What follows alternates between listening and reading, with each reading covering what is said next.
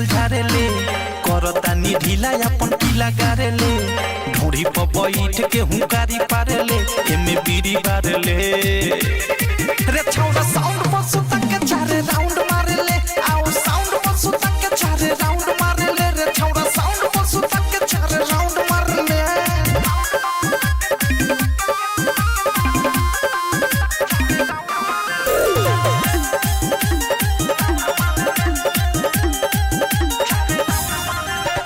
जौन कहबे तवन होई मर्जी से तोहार रे पिकअप के ऊपर बत्तीर पाल से वो हार रे चल ना जौन कहबे तवन होई मर्जी से तोहार रे पिकअप के ऊपर बत्तीर पाल से वो हार रे होई हम लोली हम छोली फारे ले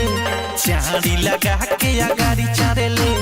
मिहरी से ज्यादा हमारा से प्यारे ले दे बिस्कुट पारे ले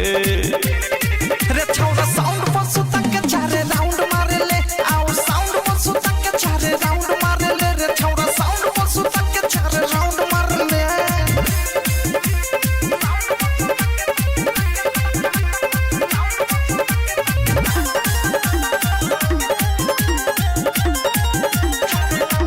कोठावा के लाली चटावे आइल बानी प्रेमियों देश तोरा गावे आइल बानी आओ ना कोठावा के लाली चटावे आइल बानी प्रेमियों देश तोरा गावे आइल बानी बीरजस बिहारी भोले तारी ढारे ले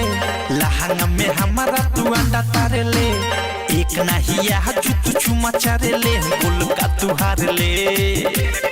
रे छौड़ा साउंड पर सुता के चारे राउंड मारे ले आओ साउंड पर सुता के चारे राउंड मारे ले रे छौड़ा साउंड पर सुता के चारे राउंड मारे ले तुम राम के भक्त हो लगा